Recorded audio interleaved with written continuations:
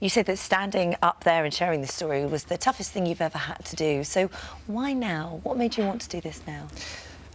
We set up the baby loss all-party group 2-3 years ago after the new intake of MPs in the 2015 Parliament, two of which were able, a lot quicker than I was, to be able to stand up and talk about this and, you know, say that, you know, the time was now, we had to get something done. So that debate that took place in 2015 by Antoinette Sandbach and Will Quince, I hid in my office. I just couldn't even be in the chamber. So after, you know, and then the amazing Kim Marsh, the storyline in Coronation Street last year, was exactly my story, exactly the point around, you know, having a stillborn baby, but just being the wrong side of that 24 weeks and then finding out, you know, to your horror, that when you're going through this awful trauma, holding this baby in your arms and coming to terms with the fact that, you know, the baby didn't survive to take their first breath, then you hold, you know, in a little baby grow with a little hat on and all of that, but then you're not going to, officially they're not there, and it was written on my notes as a miscarriage, and then I was told I wouldn't have a birth certificate or a death certificate, but the chaplain said I could have a funeral. So this dichotomy and these awful emotions, like you can have a funeral for a baby that is classed as a miscarriage officially. It just seemed so wrong. Yeah. So then when Tim Lawton was bringing forward his private members bill with, you know, stuff on civil partnerships and having women on mothers' names on marriage certificates, which you cannot even believe is still not the case. And then there was also two measures with regard to stillborn babies. One, the pre-24-week registration, and the other one, full-term inquests for coroner's reports for babies who are born stillborn full term, to have that looked into, you know. So you saw that as your opportunity? Yeah, and I thought I've got to, you know, but you say it was off the scale tough.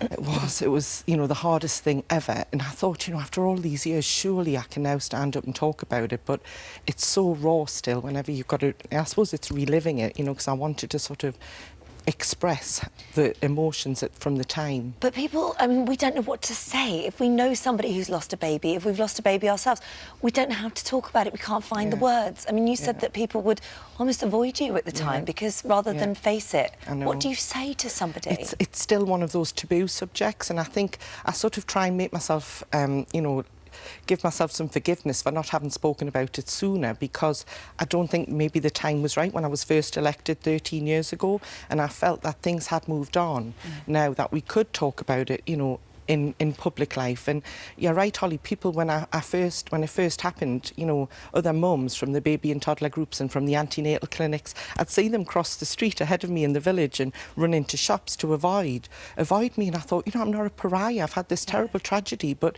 it's more painful when people try to avoid you because they don't want to have to talk about it. Do you think we're better? Because you said that the time was right this time, and I don't think you can make a speech like that unless the time is in your head, in your life, is absolutely right. And the time was right to do that.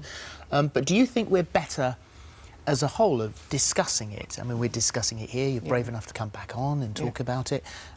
Would those women still avoid you in the street in 2018, do you think? I would hope they wouldn't, but you know, some of the sort of outpouring I've had by emails and on social media, you know, I'm encouraging people to sort of, you know, who it's just happened to talk about it, because I think we do need to talk about it. And there are so many examples of women going through this, and there's a girl called Kaylee that I know that you're in touch with, and right now she is 18 weeks pregnant. That's right. And she's carrying a baby that's not alive, and so she is waiting, holding on to that baby to go past that 24-week mark so that she can have a death certificate. Yeah, I mean that for your mind, for your own health and well-being.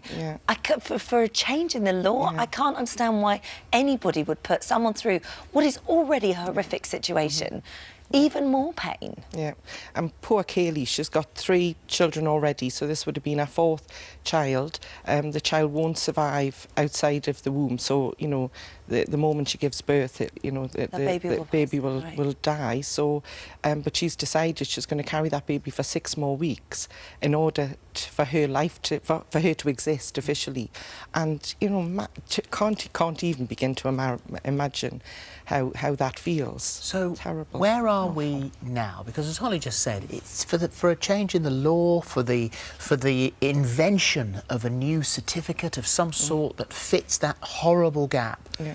How hard can it be? Well, it's passed through second reading on Friday, which was great, and the government have allowed it to go through to committee stage, so where the fine-tuning, you know, of the law and the wording, you know, it's got to be drafted just so. But, you know, there's very clever people in Parliament there, you know, all the lawyers and drafts, you know, who drafts the law, they can work on all of that, and then hopefully it'll go off to the House of Lords and then it can become law. And what about for yourself? I mean, will it be retrospective? I'm not sure. I imagine not. And I don't know at which stage, whether there'll be a cut-off point that they'll decide upon. So this is all busy getting discussed now. So, you know, if any of your viewers out there think that this is the right thing to do, I would encourage them to write to their MP, email their MP and say that they support this change in the law.